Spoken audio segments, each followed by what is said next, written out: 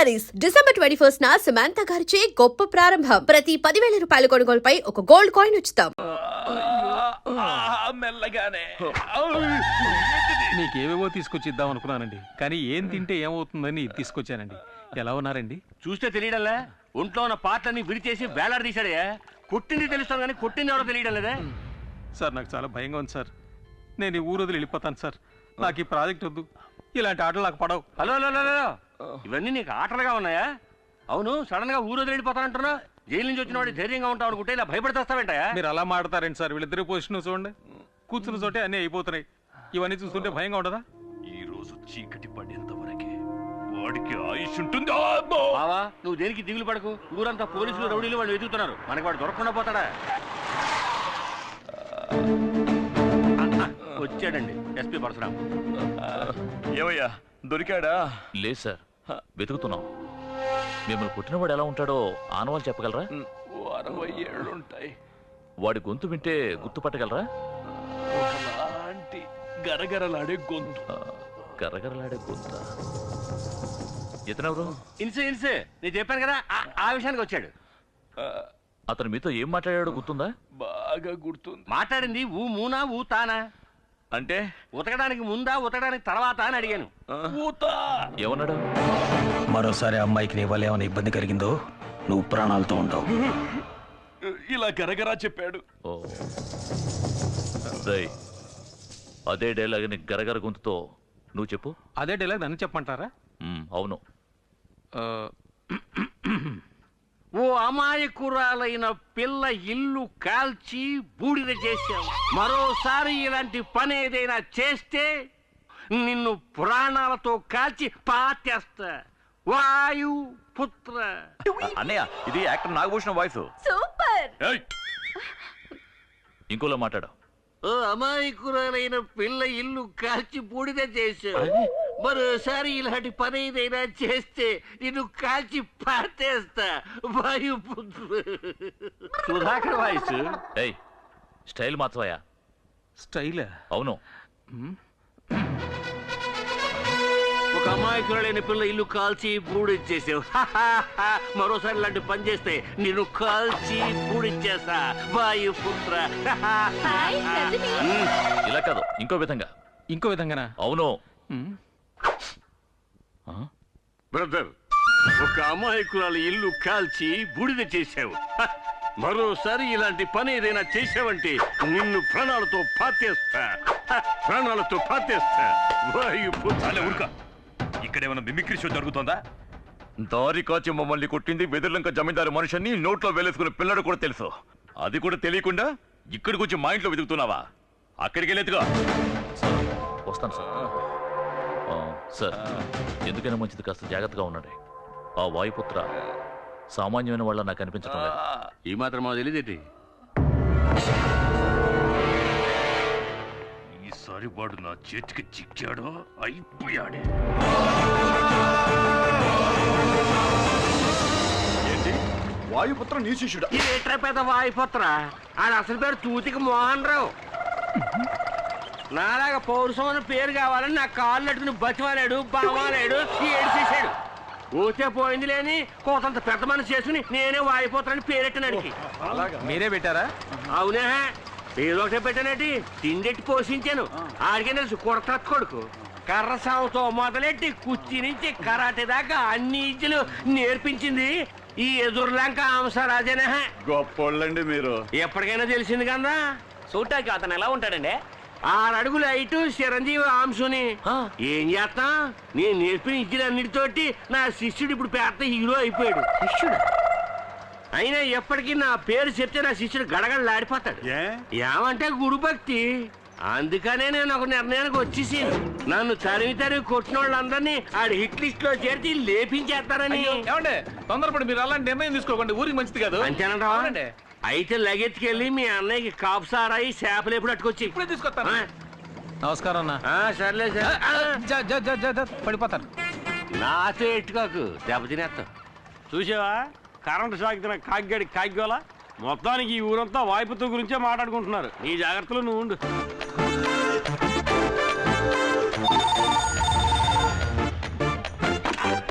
Hello Hamsaraju ఉన్నాడా? వస్తే చీపురు కట్ట తిరిగేసి కొడతాను. అప్పు చేసిపోయాడు. ఆ హంసరాజు ఎక్కడున్నా ఇంకో 5 నిమిషాల్లో నీ ఫోన్ దగ్గరికి వచ్చి ఉండమని చెప్పు. అది చెప్పడానికి నువ్వెవడివి? వాయుపుత్ర.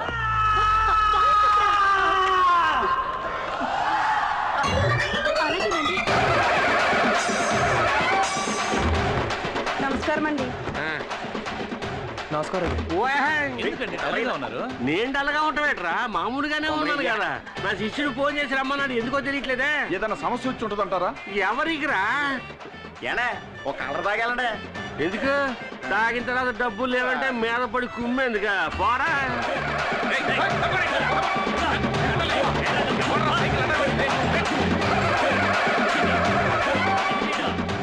హంసరాజు గారు వచ్చేసారు, తప్పకండి తప్పకండి.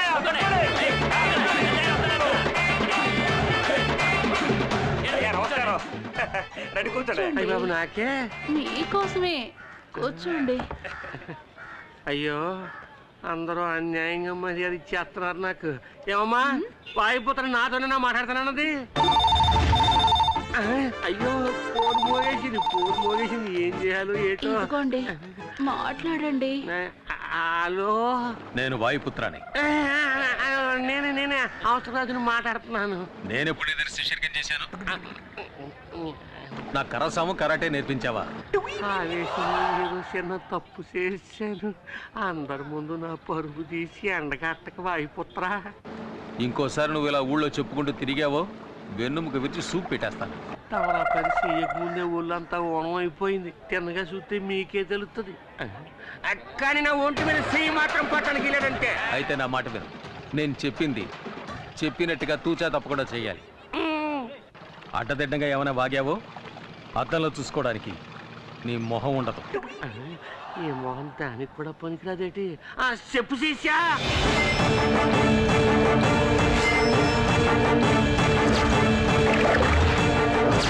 అర్థమైందా? సూపర్.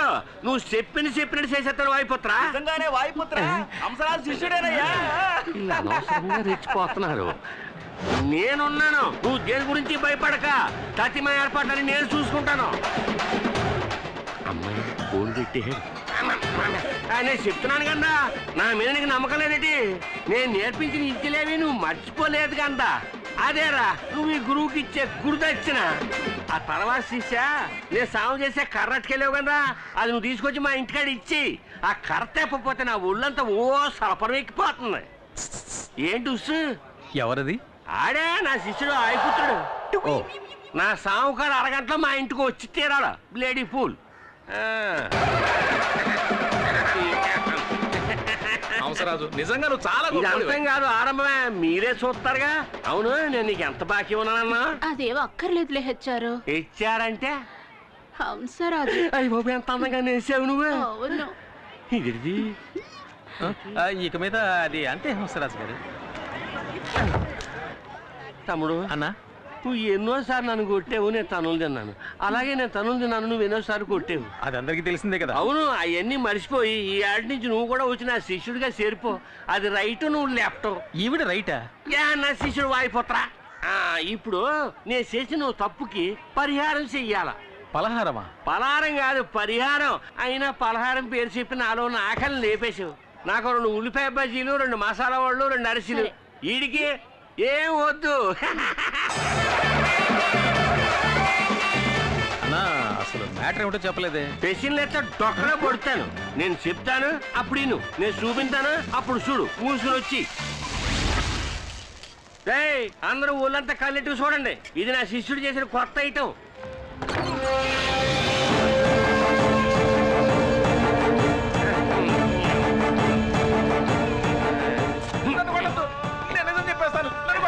నోరు మూయేసా. నేను వాయిపోతాను కాదు, ఆడి పని ఆడి చేసి వెళ్ళిపోయాడు కదా. నేను ఆడికంటే పెద్ద ముదర్ని, అంటే గురువుని. పేరు హంసరాజు. రారా, నా శిష్యుడు వచ్చి నీ ఒంట్లో ఎముకలు ఏరేలోపు నిజం చెప్పు. నేను జరిగిస్తాను, నన్ను ఏం చేయొద్దని నీ చెప్పండి. గురించి నేను రికమెండ్ చేస్తాను, కానీ నిజం చెప్పు. అంజలి చెల్లెలు శాలిని తాకట్టుకు తీసుకొచ్చింది బంగారం చేయనే. అది కవరింగ్ అని అబద్ధం చెప్పమన్నది తిరువురు నాయుడు తమ్ముడు రుద్రపతి. చాలు, నువ్వు తప్పుకో. నేను ఓ పాపం చేశాను.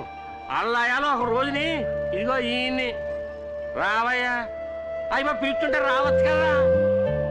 బాగా తాగించి స్పోలో లేకుండా చేసి ఇతనికే తెలియకుండా అంజలి ఆఫీసులో పడుకోబెట్టుకోండి నేనే రుద్రపతి చెప్పడం వల్ల నేను అలా చెయ్యాల్సి వచ్చింది. అందరూ నన్ను క్షమించండి క్షమించండి. అంజలి మంచి పిల్ల, తను ఏ తప్పు చేయలేదు. అంజలి నిరపరాధి నిరపరాధి నిరపరాధి.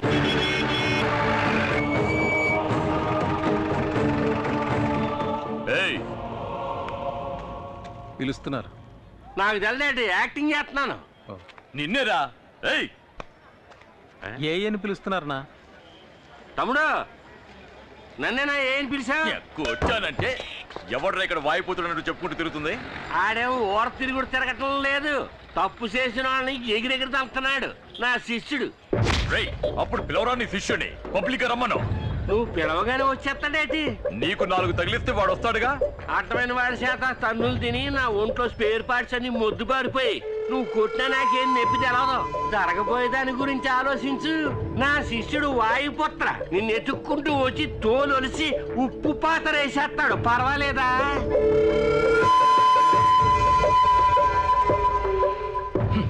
పిరికి నాయాల భయపడిపోయాడు. ఊరుకున్నామని అనుకున్నాను. నా రేంజ్ తెలియక తెగ రెచ్చిపోయాడు. నువ్వు చోట నిలబడి పెట్టి ఆ వాయుపుత్రుడికి ఇస్తాను జర్కు. పోరా పోరా అప్పుడు పెడతాను నీకు స్పాట్. పోరా.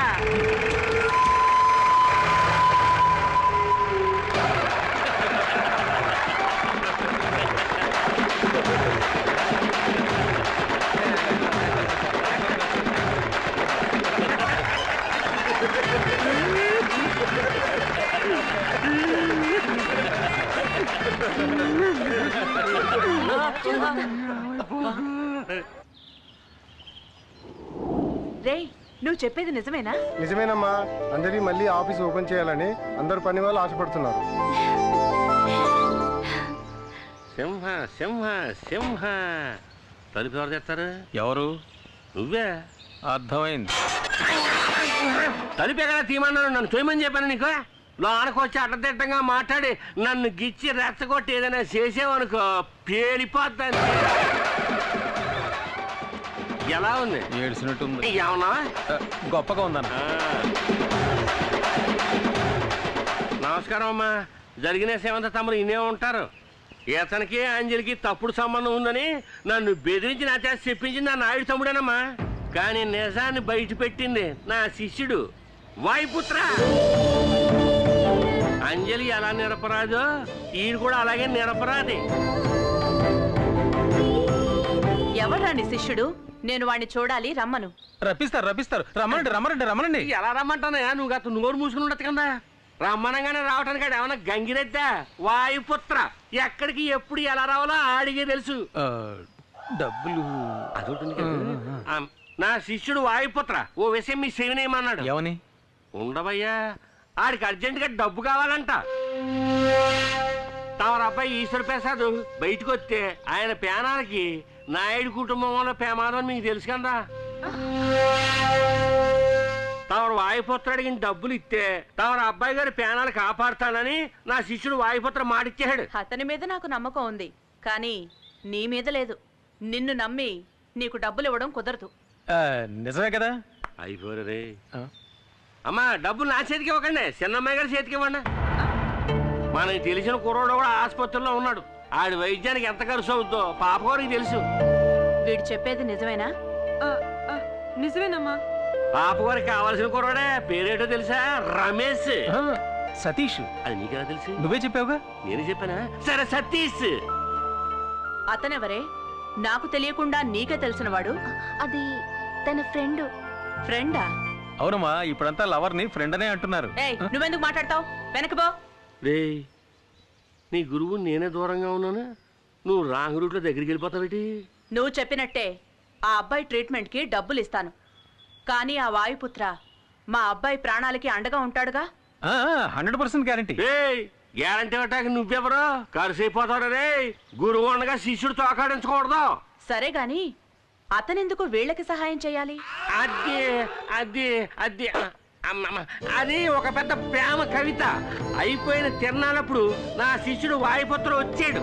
అక్కడ మన అంజలమ్మ గారు చేసిన పార్పనాట్యాన్ని చూశాడు. చూసిన నిమిషంలోనే అంజలమ్మ మీద మనసు పారేసుకున్నాడు.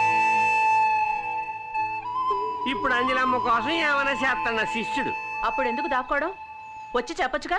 అమ్మగారు మనసులో ఏముందో తెలియదు కదా. ఒకవేళ ఈ అమ్మాయి ఒప్పుకుని ఈయన వద్దంటే ఈయన కొట్టిపడేసి ఆయన బయటపడతాడు అనుకుంటానండి. ఎందుకు నన్ను అలా భయపెట్టేస్తున్నా? తప్పైపోయింది. అవసరాలు ఇక్కడికి వచ్చిన పని అయిపోయింది, సెలవు తీసుకుంటున్నా. వెళ్ళు వెళ్ళు. గురువు ముందు నడవాలా, శిష్యుడు చేతులు కట్టుకుని వెనకాల రావాలా. ఈ లెవెల్ క్రాసింగ్ పనులని నాకు ఆడెట్టుకోక, అర్థమైందా? బాగా అదే